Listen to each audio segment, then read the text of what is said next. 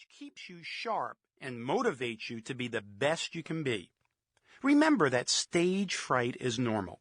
Be open about it. Sometimes just admitting that you're feeling anxious helps to relieve it. Remember, too, that you're the expert.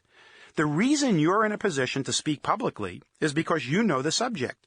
The person who asked you to speak believes you have something of value to share. The people attending the meeting believe they'll receive valuable information from you. Your first duty as a speaker is to understand what your audience needs to know and to prepare your presentation and supporting materials in a way that delivers your message clearly and powerfully. Make a strong, wholehearted commitment to your audience. If you focus on them and their needs, you'll forget about your own fears. Here's 10 tips for overcoming stage fright. First, know your material well. You be the expert. Second, practice your presentation. Do a pilot test. If possible, videotape yourself.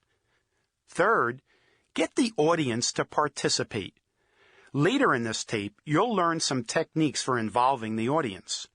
Fourth, establish rapport by using names and making eye contact.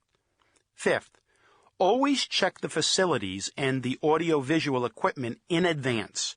Taking this precaution will help you avoid problems during your presentation. Sixth, research your audience. Get acquainted with at least one person in the audience. Seventh, relax. Breathe deeply.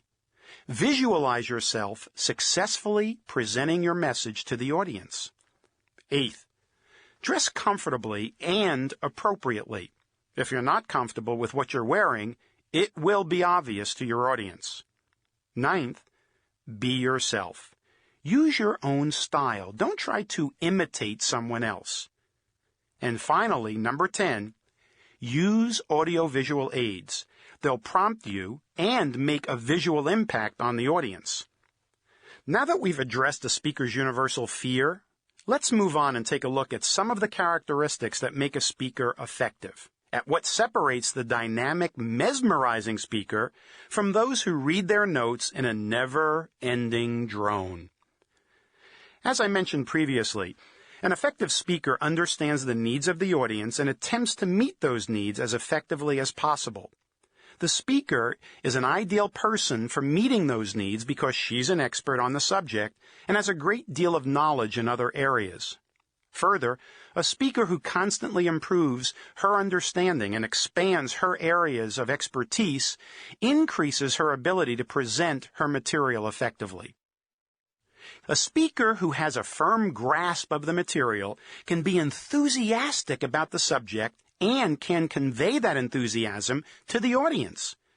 Effective speakers have a pleasing voice and appearance. They pace the program to keep it lively and interesting. They use examples, illustrations, analogies, and stories to make information more interesting and exciting. They also use an appropriate amount of humor and drama. Effective speakers also realize that people want to be able to use what they learn.